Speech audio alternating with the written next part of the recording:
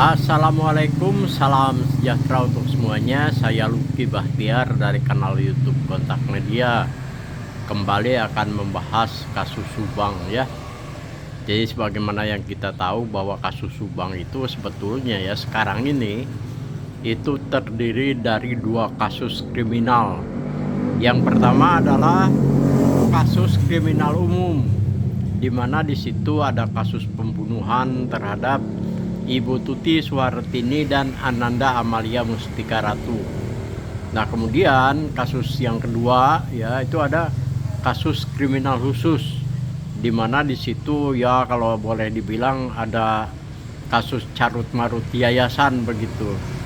Nanti apa konkretnya, apakah di situ ada TPPU ataukah misalnya ada penyalahgunaan dana BOS, ataukah misalnya ada daftar siswa fiktif, atau mungkin yang lain-lainnya ya yang bersifat palsu dan palsu. Nah, sekarang kita bahas di antara keduanya.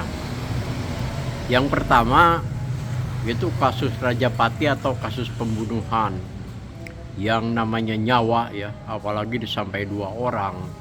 Itu walau gimana tidak akan terhingga harganya. Berapapun uang yang dikeluarkan itu tidak akan pernah bisa membeli nyawa begitu.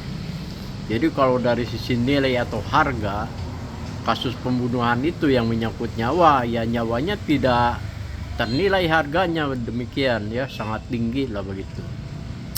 Nah sebaliknya kalau di kasus TPPU atau misalnya kasus korupsi atau misalnya kasus penyalahgunaan dana BOS atau siswa fiktif, itu kan ada hitung-hitungannya begitu, ada angka-angkanya.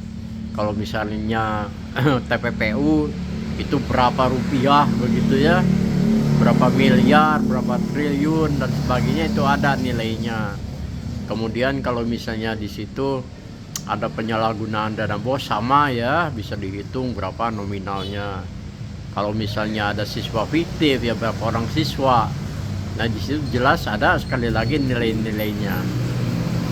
Maka kali ini yang akan saya bahas itu bukan dari sisi nilai ya, tetapi dari sisi dampak terhadap kita sebagai masyarakat. Nah yang namanya tadi nyawa, walau tidak ternilai harganya begitu ya, itu dampaknya bagi kita masyarakat luar keluarga itu boleh dibilang tidak ada begitu ya. Apakah dengan tewasnya Ibu Tuti Suhartini dan Amalia Mustika Ratu, lantas kita ini menjadi kehilangan pekerjaan begitu, lantas berkurang penghasilan, atau hidup kita itu menjadi sengsara? Kan tidak. Jadi biasa-biasa saja gitu ya dampaknya bagi kita, orang yang berada di luar keluarga.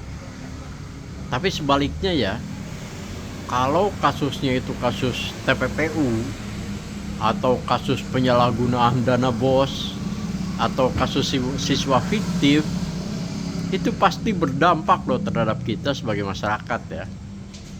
Misalnya saja dana BOS yang disalahgunakan itu sedemikian besar sehingga negara dirugikan sekian miliar misalnya.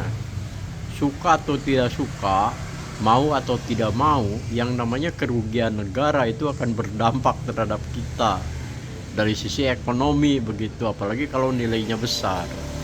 Nah dampaknya seperti apa? Misalnya saja ya, dengan banyaknya orang yang korupsi ini di Indonesia, termasuk misalnya di kasus Subang ini. Nah ketika dikorupsi sedemikian besar, yang seharusnya mampu untuk menaikkan atau menstabilkan taraf ekonomi masyarakat, itu kan menjadi hilang begitu loh peluangnya jika nilai korupsinya sedemikian besar. Nanti susulannya untuk kompensasi itu pajak-pajak naik begitu kan, harga-harga kebutuhan juga naik dan lain sebagainya, sementara penghasilan itu kita tidak bertambah, stagnan. Kenapa sampai pajak naik begitu kan?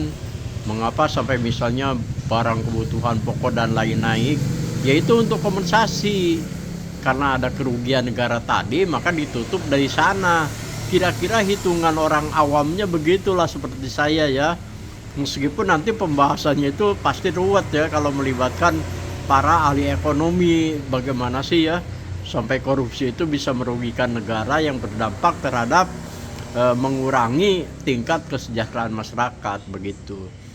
Jadi kalau menurut saya, andai kata nanti memang terbukti nih ya, di situ ada TPPU, di situ ada korupsi ya, entah korupsi kebijakan atau korupsi keuangan, ada penyalahgunaan dana bos, ya kita sebagai masyarakat harus bersatu begitu untuk mendorong, untuk mengawal bagaimana caranya agar kasus Subang yang bersifat Dirkrimsus ini itu juga bisa dituntaskan begitu. Dengan asumsi bahwa kalau kasus Rajapatinya atau kasus pembunuhannya itu kan sedang pada tahap tindak lanjut hukum ya. Tindak lanjut hukum, entah nanti Joseph Hidayat itu banding, kasasi, atau bahkan sampai PK begitu ya. Kira-kira itu sih yang ingin saya sampaikan, bahwa hendaknya kita sebagai masyarakat ya, yang insya Allah ya lebih bersatu lah begitu kalau untuk kasus kriminal khususnya ini. Kalau di kriminal umum pembunuhan Ibu Tuti dan Amalia itu, yang namanya masyarakat atau netizen itu ya faktanya kan memang terpecah belah menjadi kubu-kubuan. Ini tidak dapat disangkal loh, faktanya seperti itu. Jadi ada pro Danu, ada kontra Danu begitu kan. Kemudian nanti ada pro Yosef, ada kontra Yosef, itu fakta yang tidak bisa ingkari begitu. Nah semoga kalau dalam penuntasan kasus di kriminal khususnya ini kita semua bersatu lah, tidak ada berpecah-pecah gitu ya, tidak ada kubu-kubuan. Saya Lucky Bahtiar dari kanal YouTube Kontak Media. Mohon maaf apabila ada salah-salah kata. Sekian saja. Wassalamualaikum.